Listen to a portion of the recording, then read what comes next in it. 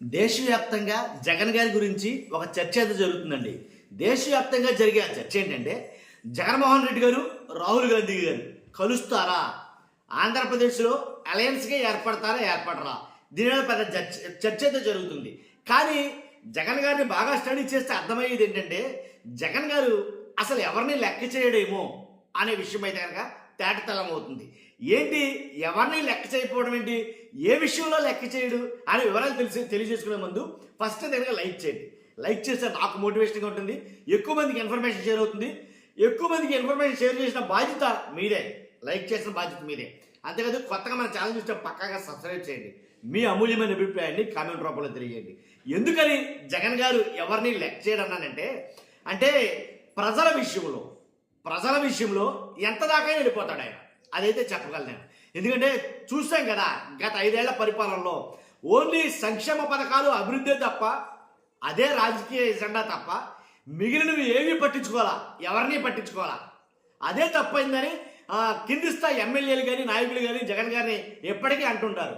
జగన్మోహన్ రెడ్డి గారు చేసింది ఏంటంటే కనుక, అధికారంలోకి వచ్చిన వెంటనే ప్రజల్ని, అట్టడుగు వర్గ ప్రజల్ని, అలాగే వాళ్ళకి ఎలాగ పెట్టాలి, వాళ్ళకి ఏమి ఇవ్వాలి, వాళ్ళకి ఎంత చేయాలి అని ఆలోచించాడు తప్ప మిగిలిన ఎమ్మెల్యేలు కానీ, అంటే గత నాయకుల ఎమ్మెల్యేలు కానీ మంత్రులు కానీ వాళ్ళు చేసిన జమా ఖర్చులు కానీ, వాళ్ళు చేసిన స్కీములు కానీ వేటిని పట్టించుకోలేదు.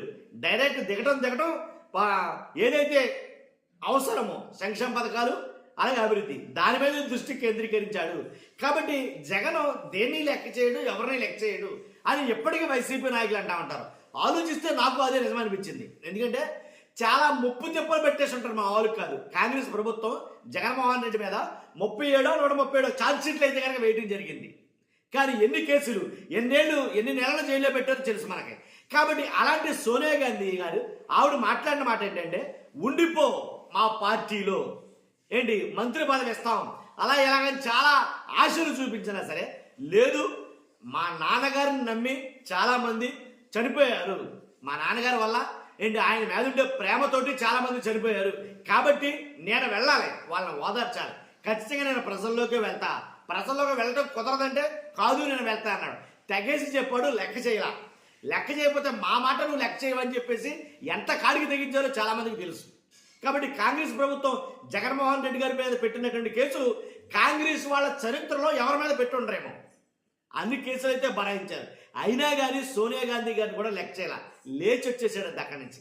కాబట్టి ఇంకోటి ఏంటంటే, అలాగే కాంగ్రెస్ మంత్రులు, ఎమ్మెల్యేలు చాలా మంది జగన్మోహన్ రెడ్డి మీద చాలా దోషాలు అయితే కనుక, ఆరోపణలు అయితే కనుక చేశారు.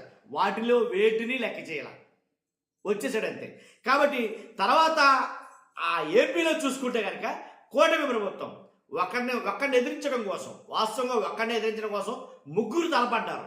ఎందుకంటే ఒక్కడిగా అతను ఎదుర్కోవడం మన వల్ల అయ్యే పనే కాదు అని సాక్షాత్తు పవన్ కళ్యాణ్ గారు అన్నారు. మనం ఒక్కొక్కరికి వెళ్తే కనుక జగన్మోహన్ రెడ్డి గారిని ఎదుర్కోలేం, మన వల్ల అవ్వదు, మనకు ఆ సత్తా లేదు.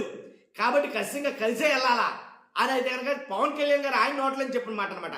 కాబట్టి అలా ముగ్గురిని ఎదుర్కొంటున్నాడు, ముగ్గురిని కూడా లెక్క చేయలేదేమో అని నేను అంటాను ఖచ్చితంగా. దాంట్లో ఎలాంటి డౌట్ లేదు. చంద్రబాబు నాయుడు గారిని లెక్క చేయాల, పవన్ కళ్యాణ్ గారిని లెక్క చేయాల, అలాగే లోకేష్ గారిని లెక్క చేయాలి, ఇంకెవరిని లెక్క చేయాల.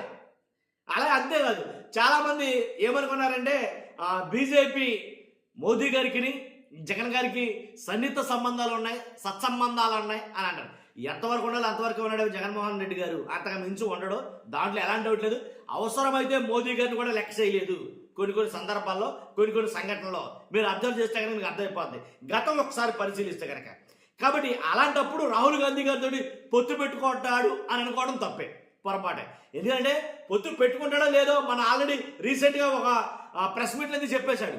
ఏమని, వీళ్ళు అన్ని రాష్ట్రాల గురించి మాట్లాడతారు కానీ రాహుల్ గాంధీ ఎందుకని ఆంధ్రప్రదేశ్ గురించి మాట్లాడటంలా, ఆంధ్రప్రదేశ్లో జరిగే అన్యాయాల గురించి ఎందుకు మాట్లాడటంలా అనేది కనుక ఆయన మాట్లాడడం జరిగింది.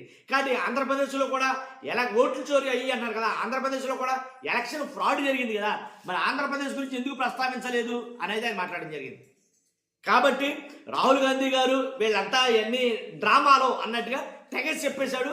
ఆటోమేటిక్గా ఆయన కూడా లెక్క చేయట్లా, ఆ పొత్తు అనేది ఏమీ లేదు. ఇక చాలా హోప్స్ పెట్టుకున్నారు చాలా మంది, చాలా మీడియా ఛానల్ చాలా పొంకానికి వీడియోలు ఇస్తాయి రాహుల్ గాంధీ గారి మీద, జగన్ గారి మీద. కాబట్టి అంతే కదా, వాళ్ళందరినీ కాదండి, ఒకడే పచ్చ పత్రికలు చాలా ఉన్నాయి, పచ్చ ఛానళ్ళు చాలా ఉన్నాయి. ఒక్కడే వాళ్ళందరినీ ఎదుర్కొన్నాడు, దాంట్లో ఎలాంటి డౌట్ లేదు. కాబట్టి వాటన్నిటిని ఎదుర్కొన్నాడు, ఎదుర్కొని నిలబడుతున్నాడు, అది గొప్పతనం. కాబట్టి అనుకుంటాను నేను, ఎందుకంటే ఆయన స్టడీ చేసిన వాడికి ఏంటంటే చెప్తున్న మాట ఏంటంటే జగన్మోహన్ రెడ్డి గారు ప్రజల కోసం ఎవరిని లెక్క చేయడేమో అదైతే చెప్పగలను టంకాపదంగా. ఇక్కడ చూస్తున్న మీరందరూ కూడా ఈ అభిప్రాయం కరెక్ట్ అయితే కనుక ఫస్ట్ లైక్ చేయండి, లైక్ చేసి మీ అభిప్రాయం కామెంట్ రూపంలో తెలియజేయండి. ఫస్ట్ అయితే కనుక లైక్ చేయండి, కొత్త మన ఛానల్ చూస్తే పక్కగా సబ్స్క్రైబ్ చేయండి. Thank you very much.